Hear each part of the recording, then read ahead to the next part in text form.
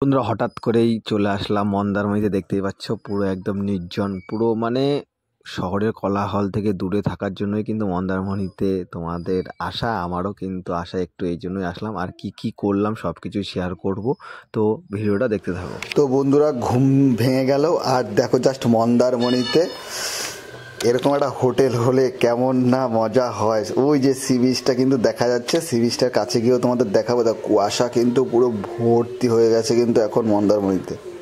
এখন দরজাটা খুলে ওই দেখো এই হচ্ছে যে হোটেল আমি রয়েছি, জাস্ট এই হচ্ছে এন্ট্রি গেট, এই হচ্ছে তোমার রেস্টুরেন্ট খাওয়ার, আর এই হচ্ছে তোমার সুইমিং পুলটা।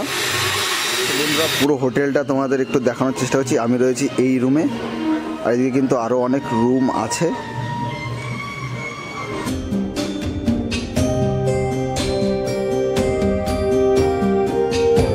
ওই যে আমাদের রুমের থেকে একটু এখনো কাজ হচ্ছে, এই যে সুইমিং পুল, আর এই দিকের যে রাস্তাটা, আর এই রাস্তাটা কিন্তু চলে গেল সোজা কিন্তু বিচে।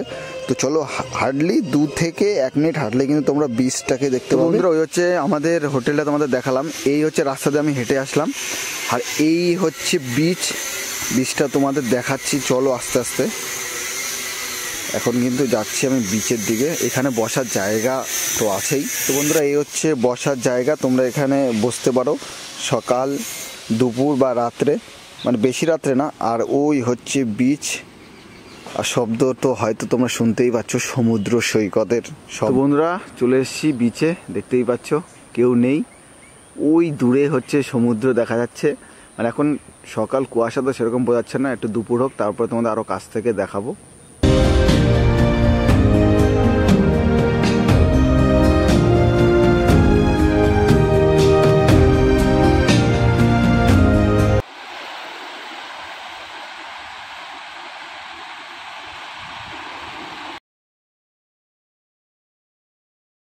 বন্ধুরা দেখো সমুদ্র দেখতে কত সুন্দর লাগছে, তাও আবার যদি হয় পাখির চোখে অপরূপ।